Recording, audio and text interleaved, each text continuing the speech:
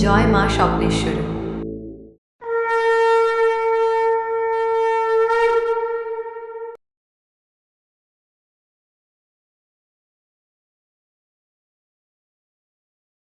স্বপ্নের মাধ্যমে আপনি জানতে পারবেন আপনার আগামী দিনের ভূত এবং ভবিষ্যৎ।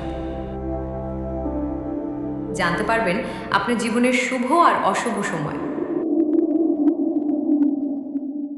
স্বয়ং মা বারাহী আপনাকে স্বপ্নের মাধ্যমে এই সমস্ত সংকেত দিয়ে দেবেন।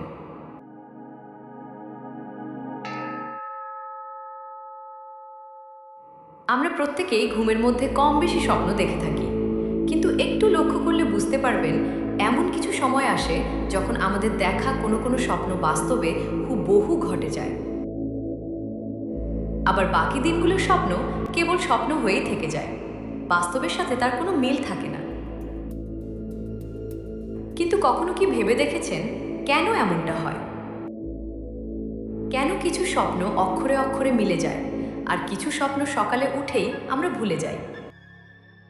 এর পেছনের আসল রহস্যটা কি আপনি জানেন কি?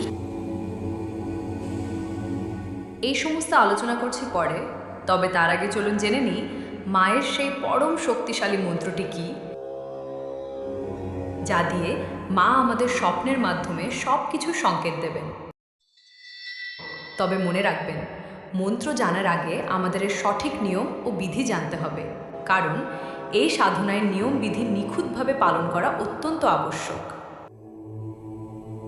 প্রথম নিয়ম, রাতে ঘুমোতে যাওয়ার ঠিক আগে বিছানায় বসে খুব ধীরে ধীরে শ্বাস নিতে হবে ও ছাড়তে হবে। ঠিক এইভাবে আপনাকে গুনে গুনে 7 বার করতে হবে। এর একবার কম বা বেশি করা কিন্তু চলবে না। দ্বিতীয় নিয়ম, ঘুমোতে যাওয়ার আগে অবশ্যই পরম পবিত্র ও শুদ্ধ পোশাক পরে থাকবেন, এবং মনে রাখবেন ওই পোশাকটি কিন্তু অন্য কোনো সাধারণ সময়ে কোনোভাবেই ব্যবহার করা যাবে না। এই পবিত্র নিয়মগুলো পালন করার পর শান্ত মনে দেবী স্বপ্নবারাহীর এই পরম শক্তিশালী বীজ মন্ত্রটি পাঠ করবেন। ওম ऐं ग्लौं स्वप्नवाराहे नमः। ओम ऐं ग्लौं स्वप्नवाराहे नमः। তবে একটা কথা মনে রাখবেন, দেবীর এই শক্তি কিন্তু জাগ্রত হবে ধীরে ধীরে। মায়ের উপর আপনার যেমন ভক্তি থাকবে, মা আপনার উপর ঠিক তেমনই সংকেত দেবেন। কারো এই সাধনা মাত্র 7 দিনেই সফল হয়, আর কারো বা একটু বেশি সময় লাগে। এবার জানবো আমরা, বুঝবো কি করে যে এই মন্ত্রটি জাগ্রত হয়ে গেছে। মা আমাদের ঠিক কি সংকেত দেবেন এই মন্ত্রের মাধ্যমে, তা আমরা জানবো এর ঠিক পরের ভিডিওতে।